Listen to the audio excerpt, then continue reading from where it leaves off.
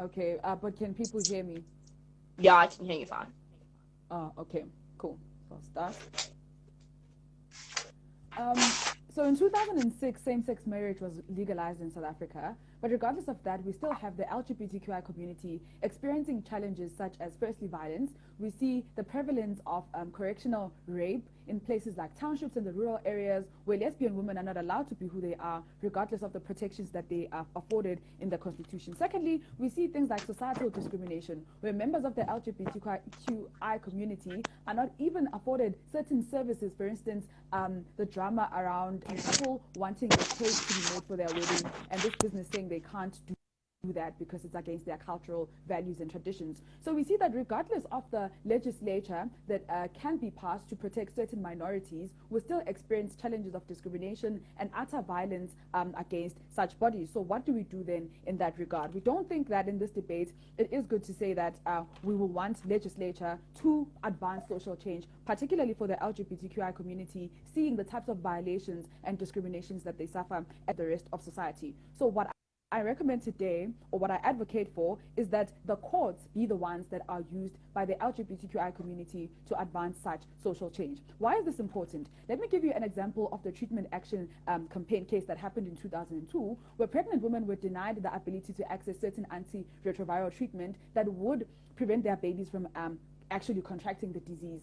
The government at the time was not aware of how important this type of treatment was for these women, and they prevented them from accessing it at all ends. And it was very impossible for them. At the time, HIV was killing people left, right, and center. So it was important then to make sure that the courts are used as a system, or rather as a method that could help these pregnant mothers and other HIV positive patients to access HIV treatment for free, and also to decrease the stigma that existed around. So if it was not for the treatment action campaign, let me just finish this point. If it was not for the treatment action campaign that took the government to court at that time, took the Minister of Health at that time, we wouldn't have had women getting that type of treatment. And we think that it would have taken longer had it been the legislature that was trusted with the obligation of protecting these women at the time, because that's a more lengthier process. Yeah.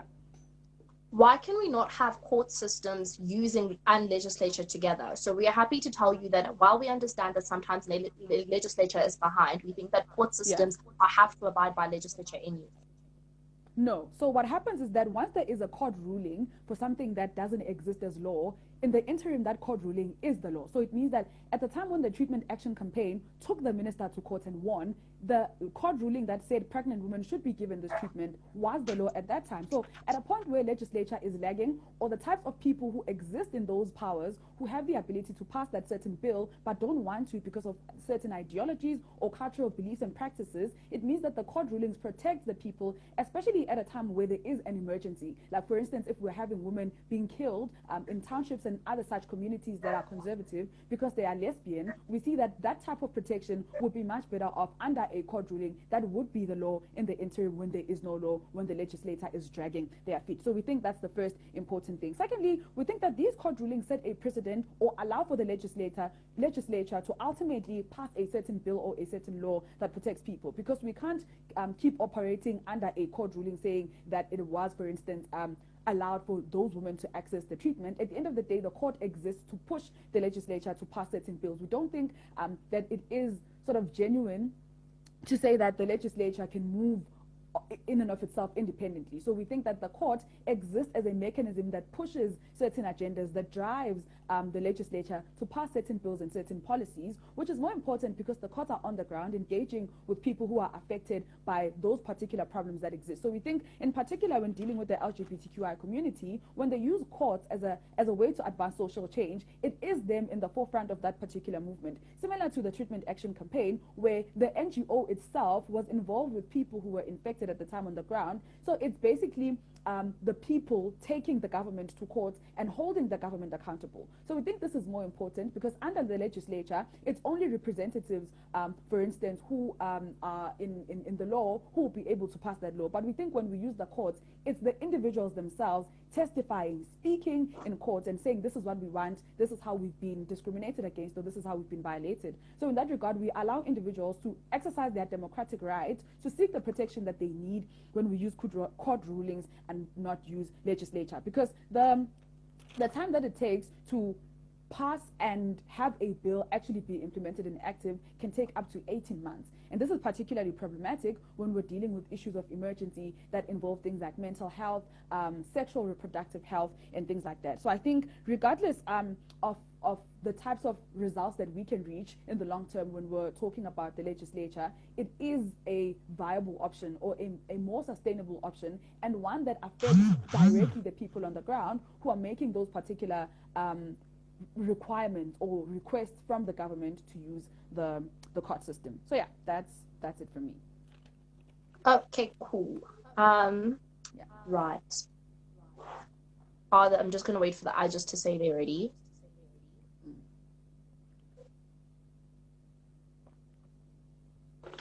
And then I don't know if it's me. Yeah, I'm gonna need someone to time for me. I don't have a timer. I didn't think that far ahead. I don't know why, but this is who I am as a person. Okay. I'm also keeping the time, so when it's 1 minute, I'll just jump in if I have a question. I need to put on my glasses, but it turns really dark. Just watch. But I can't see. Oh, my phone's on vibrate. That's so awkward. Someone was asking for the motion.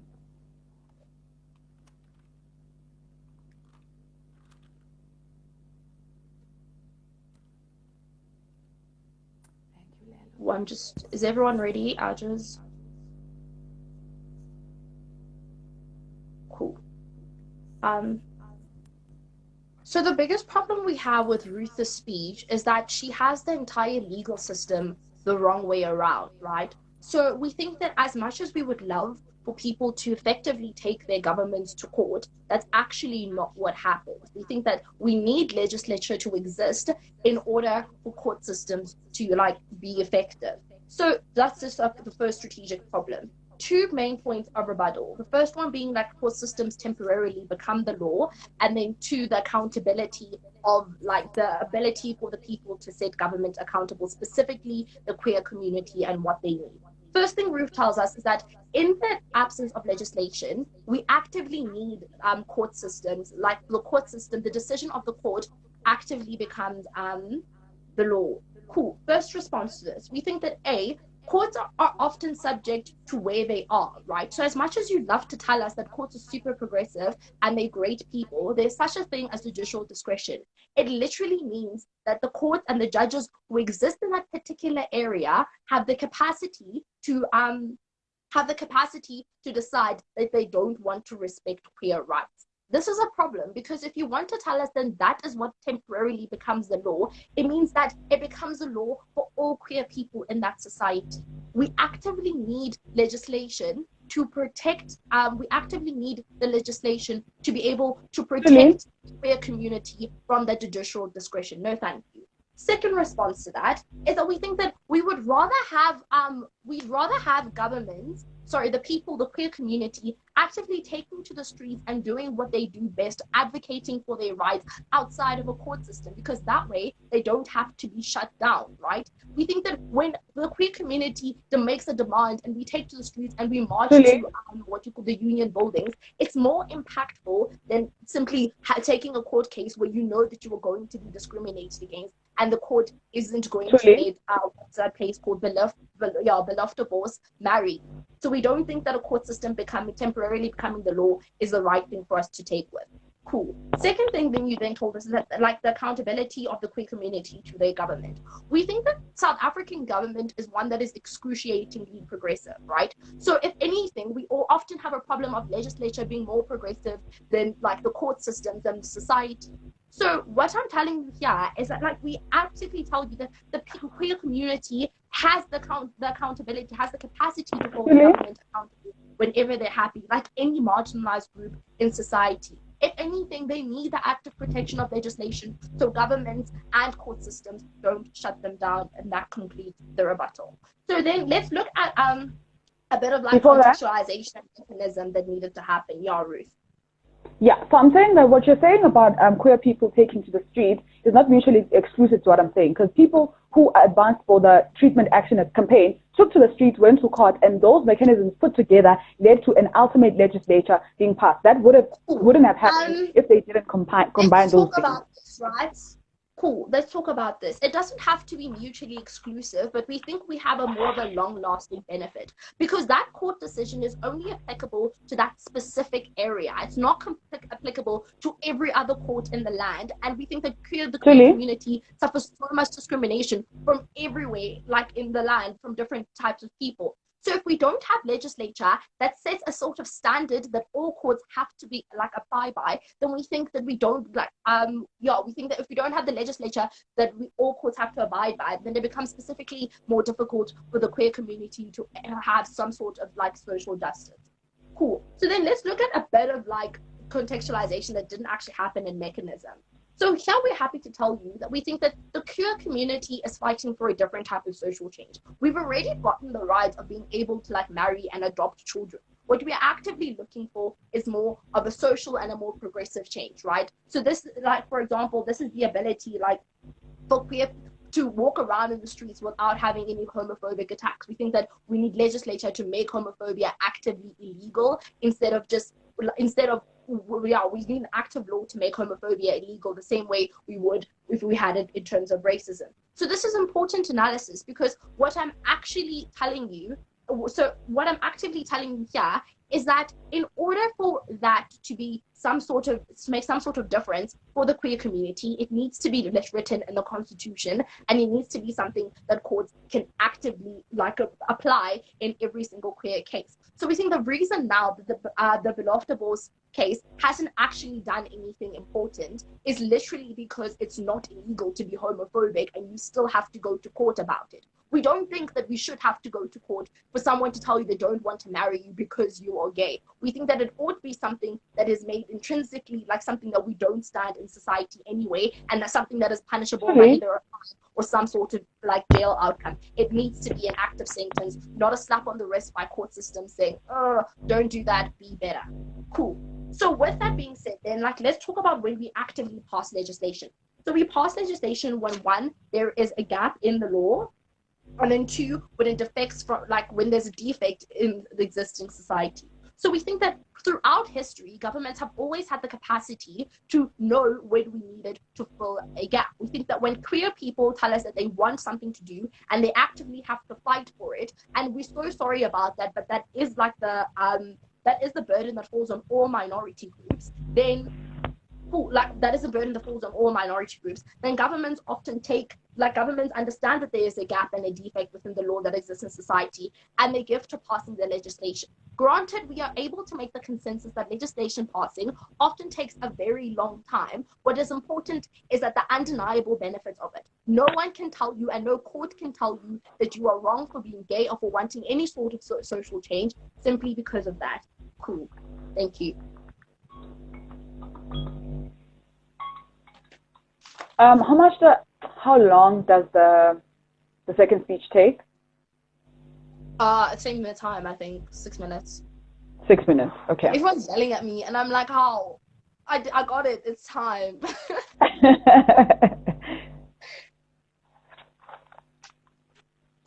Can I pass? Yeah. Can I?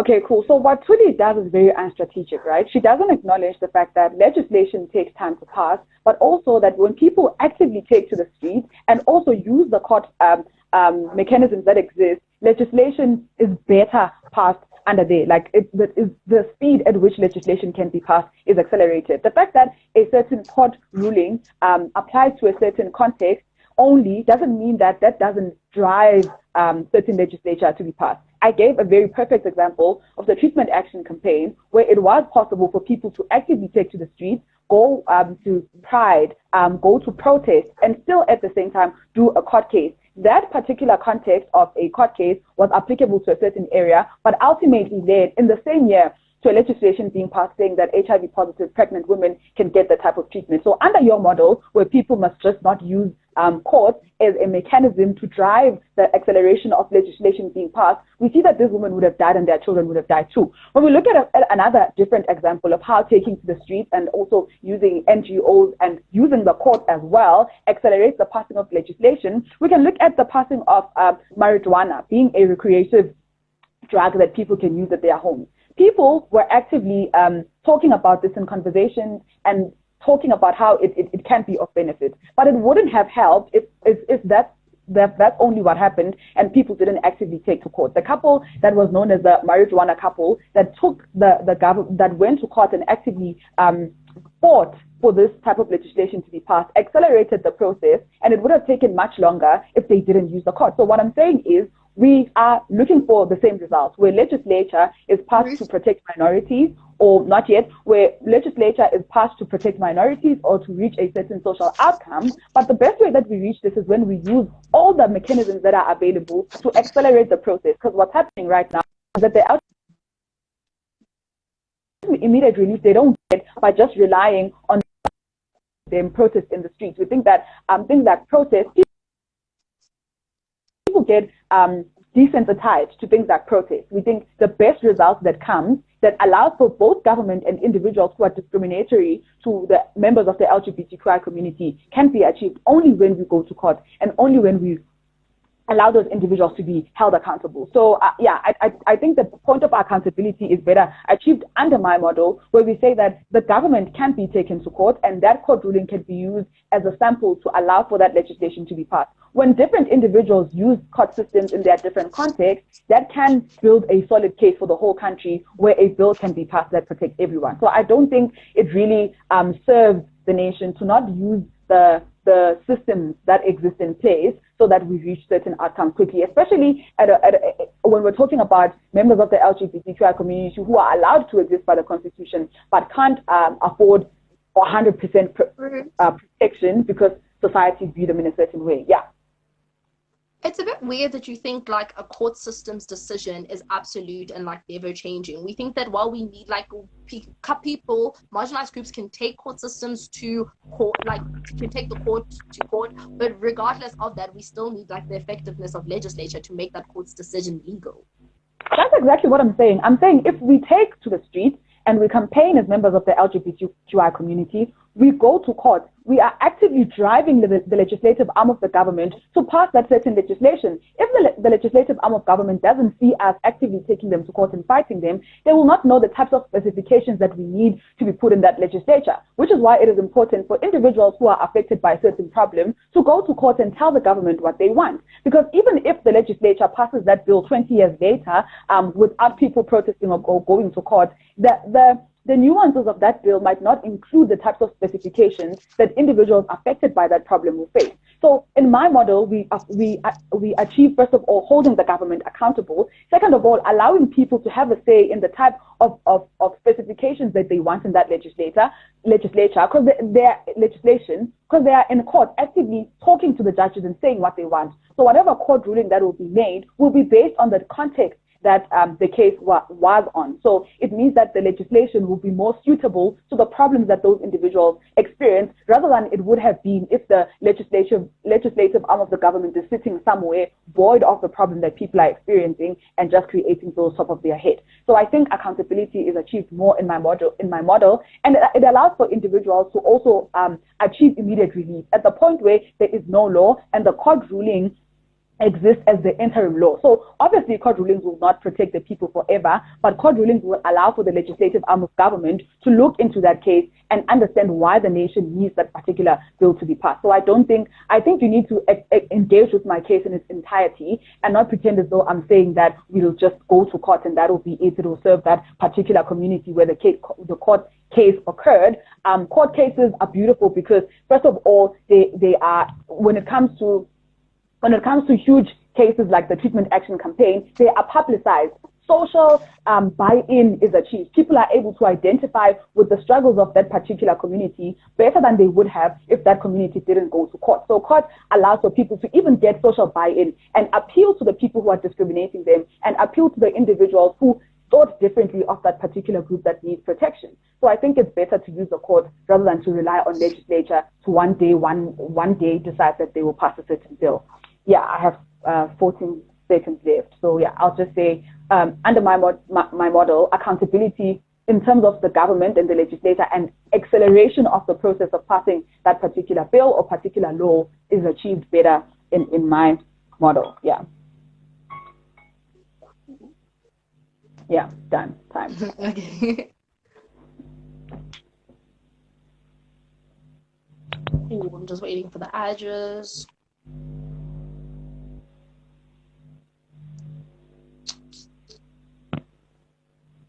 The headache.